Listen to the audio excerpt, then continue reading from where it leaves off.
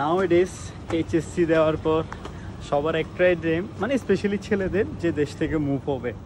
So আমাকে অনেকে message করেন, আমাকে অনেকে ট্যাক্স দিচ্ছেন যে ভাই কোন দেশে যাব, কোথায় গেলে বেটার হবে, বা আমি কি দেশের বাইরে মুভ করব কি না, বা দেশের বাইরে মানে এইচএসসি দেওয়ার পর সাথে সাথে চলে যাওয়া কি বেটার হবে কি না।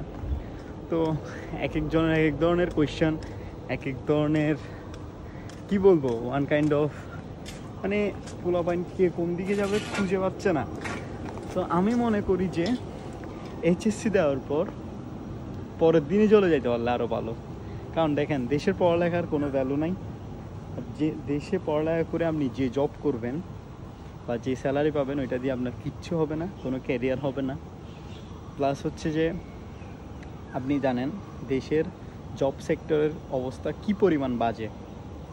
তো আপনার যদি ফিউচার প্ল্যান ব্রাইট করার ইচ্ছা থাকে, পড়ালেখা ভালোভাবে করবেন, ভালো একটা দেশে থাকবেন, ভালো একটা জায়গায় থাকবেন, আমি মনে করি যে এসএসসি দেওয়ার পর অ্যাজ সুন অ্যাজ আইএলস দিয়ে বাইরের দেশে চলে যাওয়াই বেটার।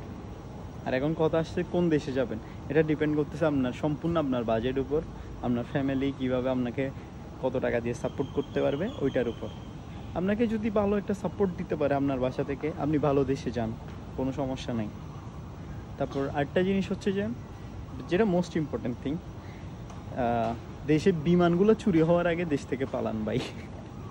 দেশে যে পরিমাণ চুরি চামারি আপনার দুর্নীতি বাড়তেছে, দেশ ছাড়াই বেস্ট অপশন আমি মনে করি। যে অ্যাজ এ স্টুডেন্ট হিসাবে পড়ালেখা করতে চাইলে বা পড়ালেখা করার পর কোনো একটা কেরিয়ার করতে চাইলে